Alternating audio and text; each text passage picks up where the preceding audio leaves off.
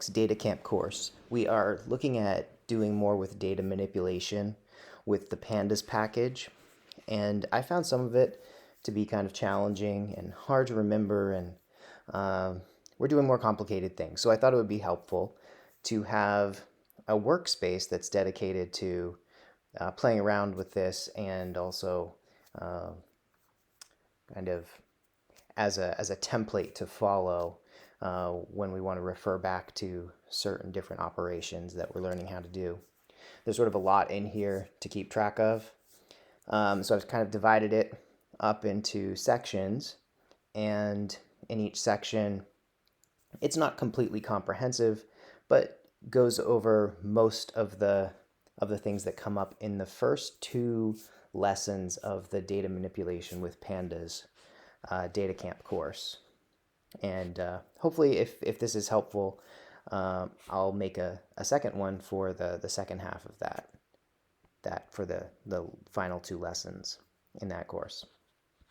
So I've started with just a little bit of an introduction here, explaining that I've chosen the Airbnb data set to use as an example in this case, which is a very large data set. It has data from 6 different cities and Airbnb locations. It has information like price and minimum nightly stays, and it has the geographic coordinates of the cities. There's a lot that we can potentially do with this data set going down the road. So this might be a good one to start with here, at least doing some of the basic data manipulation things. All right, so as I've divided it up, the first block here is just for the importing of the packages that we might need. Now right away we're just really using the pandas, but sometimes we'll use NumPy for things, and later on we'll probably want matplotlib to do some visualization. I'm not doing any visualization in this at this point, but it's there in case we need it. So I've input those here, and then called in the data file. So it's the data here for Airbnb. Okay. Now the first set of code here is just for the basic information from the data set, and there's several different functions, methods, or attributes that we can call in on the data frame to learn something about it. And I've kind of commented them all out right here so we can look at each one in turn and see what it does. So let me take away the comment on this one. So this is .info, which is a method that allows you to find all the columns in the data frame, and then also find out how many non-null entries there are and what types of entries are in the database. So it gives you the first basic info that you would want about the database, like what's in it and what types of things are in it. So let me run that here. Oh, sorry. First mistake. First try a code, and I already made a mistake. I forgot to run this, so it doesn't know what Airbnb is. So I've run that now, this part up here, so it knows what Airbnb is. Now let me find the info on it. Okay, so it prints out a table like this, where it has the columns listed, how many non-null entries, and then what types. So we've got lots of different types of objects in here to work with. Okay. What about the next thing? The next thing is .describe. Some of these we've seen before, but I'll go through them again. .describe, that gives all the descriptive stats. So this is, I can imagine, an incredibly useful one. So when we run this, let me comment the first one out so it's not getting in our way. .describe gives us all the statistical information for the various categories, and it does it row by row here. So this is the count in the row, in the column, the mean for that column, the standard deviation, minimum, 25th percentile, 50th percentile. So this is really the 5-number summary. If you're familiar with statistics, we've got the 5-number summary here. For all of the quantitative columns. So we can see each column that has quantitative info, we have all of that descriptive statistical information in one click. Okay, shape. This is another one we've seen before. Shape gives you the number of rows and columns. And like I said, this is a very large database. We have over 11,000 rows of data in this and 17 different columns.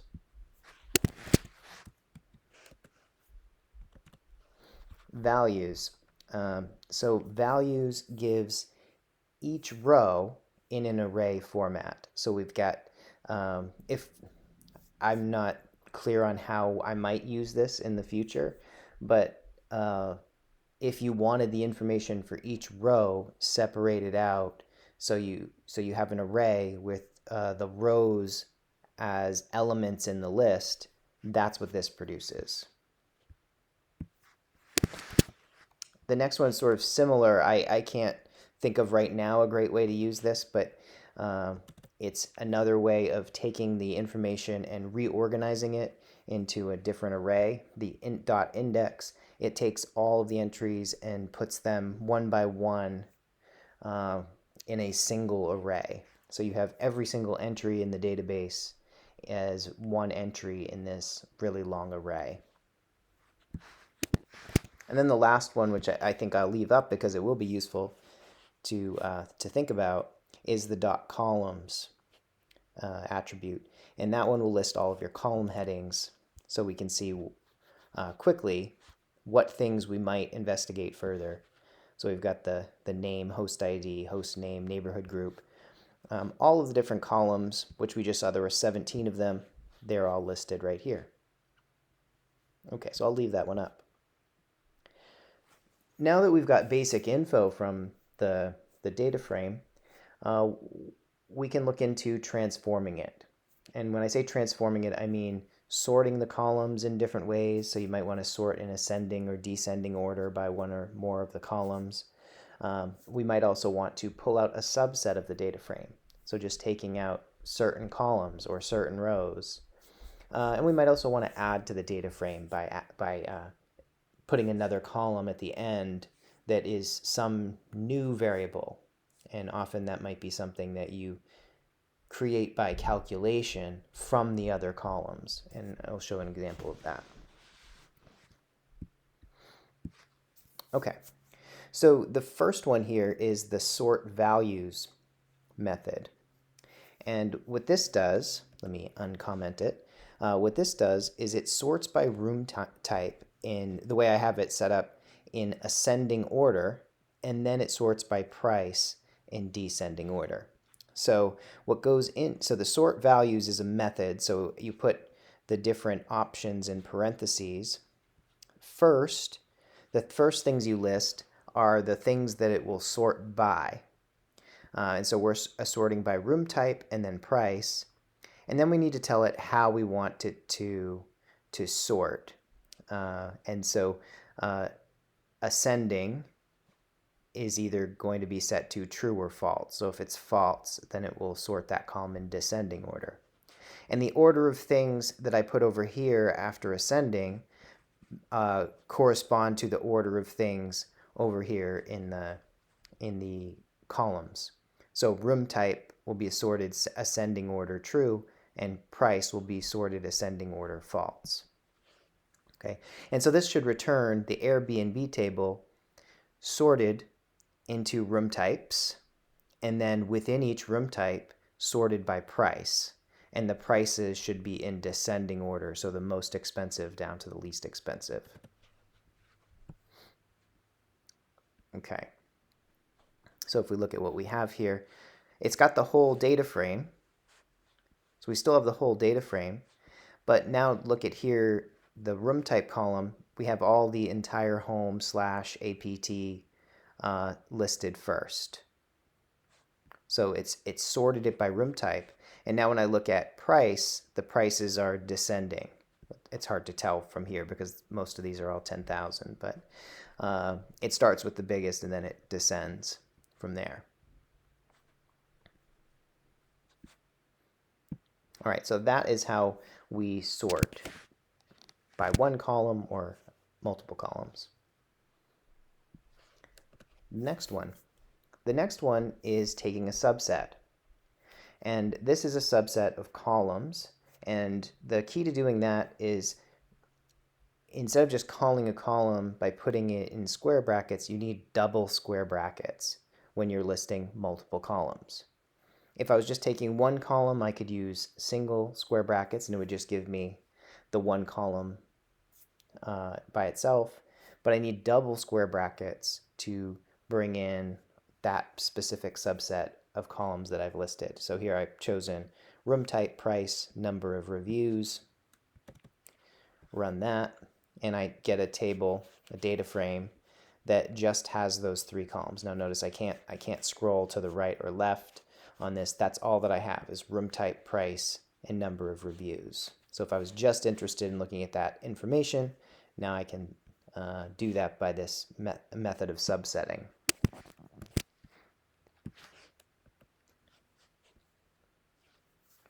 Okay, the next thing I wanted to do is take a subset of rows. And to do that, I need to know which rows that I want. I need to specify them in some way. And so the first thing I want to know is what are the possible entry types or unique entries in that column that I could ask for. You need to know what you're looking for. So this first code here finds the unique room type entry. So let me run that by itself.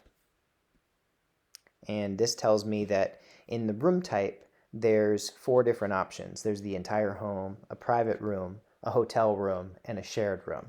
Those are the different types of rooms. So now I can ask for just one of those from the larger database. And I can do that by calling for, from the Airbnb data frame, all of the entries where the room type column is equal to private room. And notice there's a double equals sign here. So I'm looking for when is the Airbnb room type equal to private room, and then I'm selecting that from the entire database. So it might look a little bit redundant because you have the data frame of the data frame, but that's the way you need to do it to get it to work. You need to tell it to look within this column of the data frame, find the values where this is the value, find the entries where this is the value, and then give me all of them. That's what it's doing. So now we'll take the subset of the rows that just have that room type. And so now we look down here. Let me scroll over. So now I have all of the data again, all of the columns. Let's see. And here's room type. And I just wanted private rooms, and so now I only have the private rooms.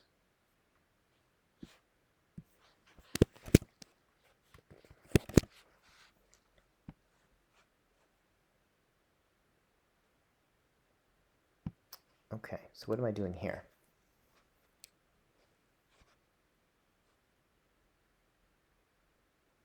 All right, so the next thing I wanted to do is take a specified set of rows, but then use that to further subset and only look at specific columns.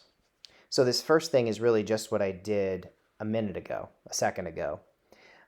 This takes those rows, but now I've called a name Airbnb underscore private. So I'm just taking the private rows. So that puts that into a new data frame, or it gives a name to this new data frame.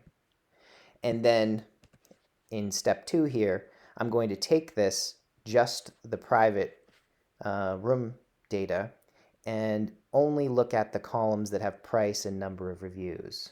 So now I'm taking a subset, and then from that subset of rows, I'm taking a subset of columns.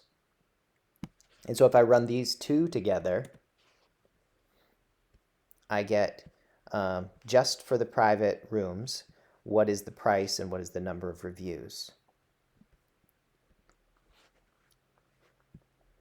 So that's one way to do the subsetting of columns and rows together. I've also done it in one step here. So I have Airbnb of room type equals private room. So this is the subsetting the rows part. And then I've just asked for the specific columns from this. So it looks like this is on a separate line, but that's just because of the size of the window here. This is really in the same line here, so it completely follows this. So it goes private room, quotation, square bracket, then 2 square brackets, price, number of reviews, square bracket, square bracket. That's the order of things. And this will do that same thing as the first 2 steps here, but do it in one step. Okay, so again, I've run that and I've got the same result. Price and number of reviews for the private rooms. Okay, I've added another comment down here as well. This right here, just to refer back to something we learned a while ago about the .loc and the .iloc methods or functions. I'm not sure if that is the correct terminology there. But this .loc will allow you to pick out rows and columns using the syntax as I've written it here. However, you need to know the row numbers and column numbers, or what the rows and columns are that you want. And that wouldn't have really worked in this case here, because each row is a different room and there are, thousands of them, and I don't know where in the database they fall or how to ask for them by number. So while that's another way of getting specific subsets of rows and columns, that doesn't work here. When you know the way to ask for them by a certain value of another column, the method up here will work. When you know the row numbers that you want, like I want entries 0 to 100, then maybe you'll use iloc. So it sort of depends on what you know and what you want to know. Okay, let me comment this back and take this last one. Okay, and so the last thing about transforming a database is to add a new column. And I found this one to be pretty straightforward. You just basically act like it exists. And so I decided to create a new column called min price. And what it represents is the minimum price that you would have to pay for that particular room. That's not an entry that's in the database already. And so we have to create it from other columns that are there. We do know the price, and we do know the minimum number of nights. If you multiply them together, you get the minimum price. So the price is the price per day, and the minimum nights is the minimum number of days that you stay. So you multiply them together, and you get the minimum price. And that's all you have to do to add that new column. You just basically act like it exists and tell Python what it's equal to. And you can do that by multiplying the columns within the data frame. And so this will put that there.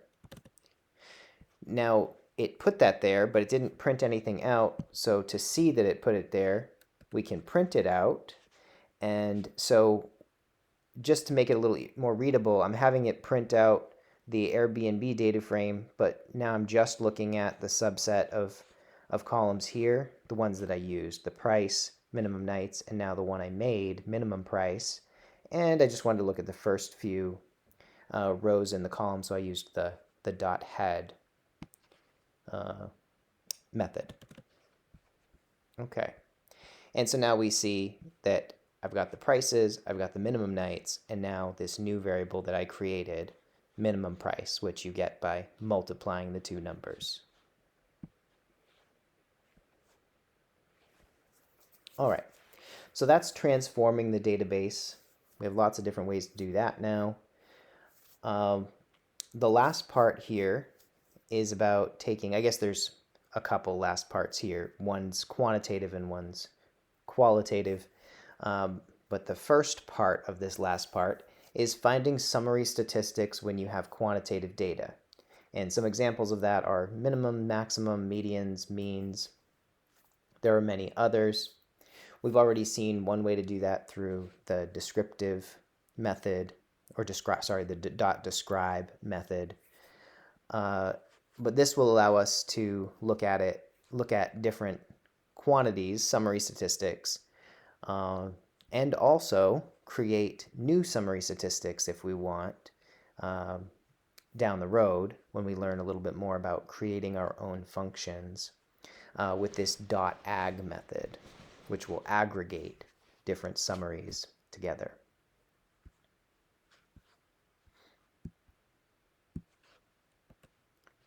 All right, so first, what am I doing here? I'm sorting the values in the minimum nights column, and I'm doing it in descending order, and we're looking at just the first few rows. Okay, so why did I do this? Well, in a second, I'm going to try to figure out the maximum of the minimum nights column, and so now I just sorted the minimum nights column in descending order, and so now I can see here that the maximum number of minimum nights, so the place that has the longest required stay, is 1,100 days, or I guess staying 1,100 nights. So I know the answer to this next question,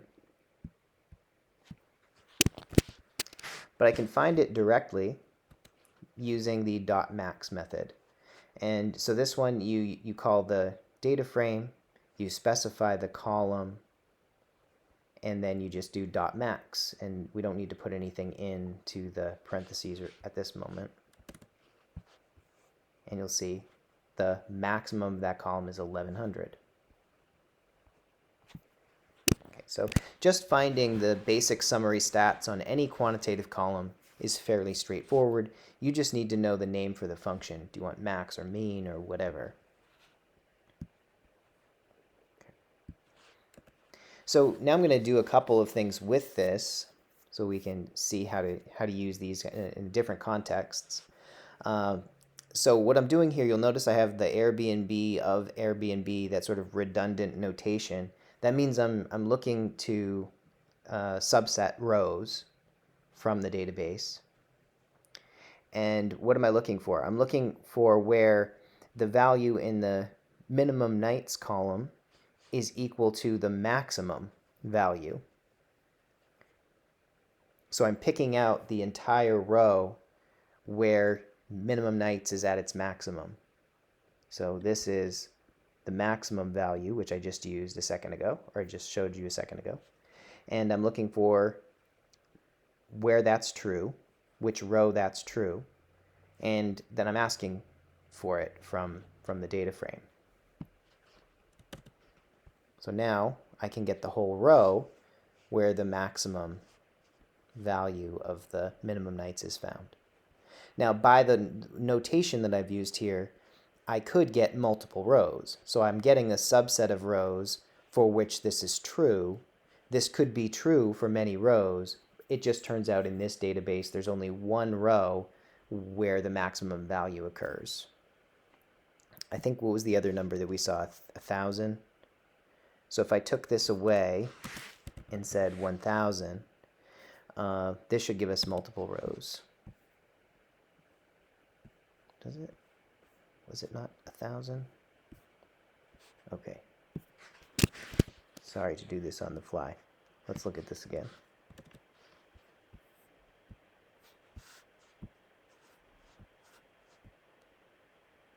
Oh, I don't know where I got that in my head. Let's do 365. So places where 365 is the minimum number of nights. And this will give us the rows that have 365 as the minimum number of nights.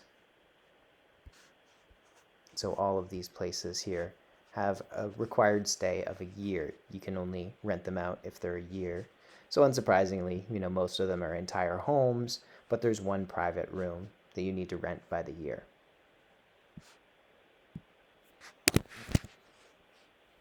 Okay. The next ones I'm going to take together. You might want to know mean and median. And I just wanted to remember, I did this for myself, I wanted to remember, how do you write it as a sentence? Because when you run the code, it will show you the numbers, but it doesn't tell you in the output what it refers to. So I wanted to say this one's the mean and this one's the median. And if you remember to do that, you can tell it to print. You put in quotes the text, but then you need to turn the numbers into text as well. So I did that with the string method. So I used the string to turn this into a string, even though it's a number. And the number that I'm looking for is the mean value. And I also chose to round it to 1 decimal place. So I did this to practice a couple of things that I had forgotten or was worried I didn't remember how to do, which is writing numbers in a sentence and also rounding the values. And then I do the same thing here for the median, but the median doesn't need to be rounded the way that the numbers are given in the table. So when I print this out, it tells me the mean minimum stay is 8.2 and the median minimum stay is 2.0. Okay, now in the last one here, I'm looking for so I've got the double brackets. That means I'm looking for just these 2 columns. And for these 2 columns, I'm using the .ag method. And that's the one where we're applying, we can apply multiple summaries to a column. And when you want to find the minimum and maximum, you can do them like this, .min, .max. Those are methods that work with the pandas data frames. However, you can't just put min and max in here. Those don't work within the .ag method. I don't know why, but if you turn them into NumPy functions, you can. And I think it's because ag can take as argument functions, but it can't take as an argument a different method. And these are called, technically speaking, methods, and these are technically speaking functions. So if I want to know the minimum, maximum, mean, and median for each of these 2 columns, I can put them in this .ag method. And it will put them all together in a nice little table, which you can see down here. So it's got the minimum, maximum, mean, median for the minimum nights and the price. So we have all of that data right here. Okay, and I don't know if there's a limit here to how many different functions you can put in. One thing that I didn't do here, but is part of the video introduction to this on DataCamp, is that you can create your own functions. That's something we'll probably explore a little bit more later on. But for now, we can take already created functions, put them in the ag method, and have that apply to any of the columns we want using this syntax here. Okay, now the second part of the last thing is the categorical data. How do we look at summarizing categorical data? Now these are things that are not numbers, they're words, they're strings of text, and we will need to use different techniques to analyze them. And the ones that we're going to demonstrate here are the value counts, the drop duplicates, the group by, and the pivot table. Okay, so first is the value counts. When you have categorical data, the thing that you do with it is you count how many of each type there are, and you can convert that into proportions. So if I run this, I'm looking at the room type column. The room type, as we've seen, is not quantitative, it's categorical. So we can count how many of each room type there are. And I've said normalize equals true, which means it's going to return for me the proportions of each instead of the count. So here, entire home, that's about 81%, private rooms are 18%, shared rooms are 1%, hotel rooms are less than 1%. If I change this to false, or if I just don't put the normalize in there at all, by default it's set to false. But if I change it to false, it will give me the counts. So there are 9,000 entire homes, which came to 80%, and 2,000 private rooms, and so on. Okay, so that's value counts. That's how we can go down a categorical column and count the number of each unique entry. Now, another thing, I haven't figured out a good way to think about this for the current data set, because the amount of categorical data is sort of, it doesn't lend itself to dropping any of it. But there may be the case where duplicates, entries in there don't want to be multiple counted.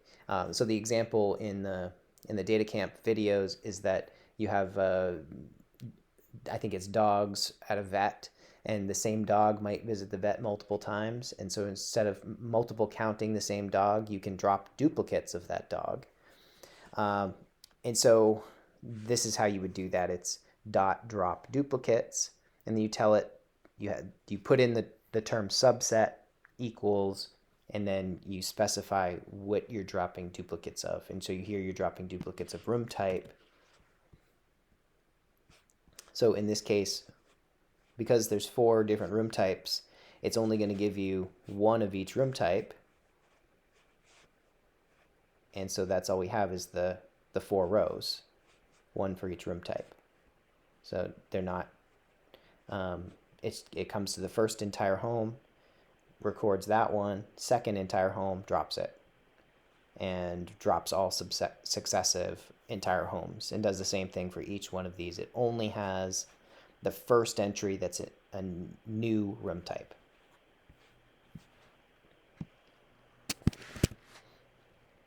Okay. We can be more specific about what we drop. Maybe you don't want to drop the duplicates only on one column. It needs to have multiple columns the same in order to drop it. So if it has the same host name and the same room type, then we'll drop it. Okay, and so now I've got more entries here, because 2 things have to be true in order to drop it. It has to have the same room type and the same host name. So now I have multiple entire homes, but they should have different host names. So Patty has 1, Sylvia has 1 of the entire homes. Again, I'm not sure this is incredibly useful for this data set, but it could be useful in others.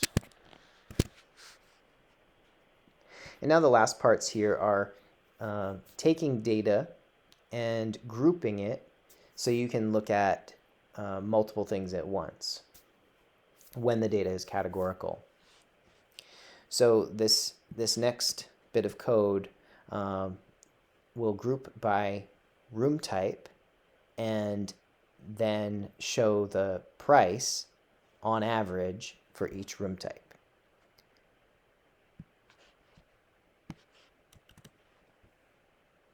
Okay, so we have each room type listed and then the average price calculated. So I'm grouping by room type. So that's the first column here is going to be the room types that are available. And then in square brackets, notice the change in brackets. In square brackets, we put some other column that we're going to summarize in some way. And in this case, we're looking at the price of that room type on average by using .mean. So there's lots of ways you could do that to look at categorical data. If you'd want to look at any quantitative variable for any qualitative variable, this group by function will be really useful, or I should say group by method.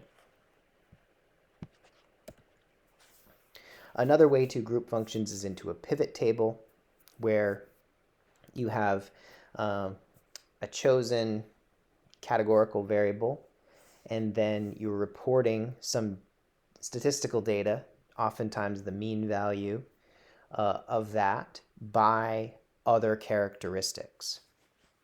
So the way that I've written this out here, it will show both the mean and the median. That's this agfunc equals. So I'm finding, and notice that I've used numpy functions here for the mean and the median.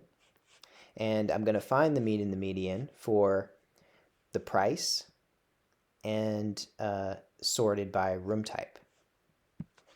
So let's see what this outputs. So I've got the room types here. So this is called, in this method, this is called the index. So the index here is the room type. Then across the, I guess it would be the x direction here, we have the mean and the median. And the values in the table we're using the price column to get it. So the thing that it's taking the average and the median of are the prices, and then showing us for each room type. So this is a nice summary table. A different sort of pivot table that we could do with similar information is shown here. So now we have values, index are the same. But instead of doing this ag function, we have columns. And we've told that the columns are going to be the different host names. So instead of looking at the mean and median price, we're going to look at the price organized by host name. This one takes a second to run because there's so many different host names on here. Okay. So again, the index is still room type. Excuse me. The index is still room type.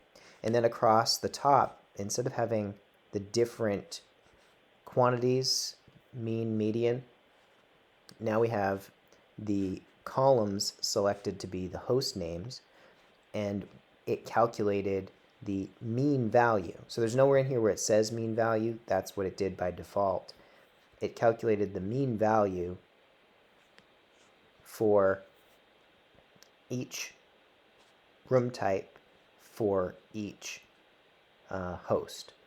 And everywhere it says a 0 is because I said fill value equals 0, and that turned any null values into zeros. So a null value would occur if that particular host doesn't have that particular room type. So this one, which the name is email hidden by Airbnb, because they obviously didn't give their name, they don't have any entire homes or hotel rooms or shared rooms, but they have private rooms, and so we get the private room data. Okay, so this is the average price of the private rooms. This is the average price of the entire home for the 3 little birds, and so on. Okay, so that is it for now. Hopefully that gives you an overview of all the different things you can do. This is a shared workspace, so you can look at it yourself, and you can come back to this video as needed if you need to remember what anything does or how it works or why I did it that way. All right, bye.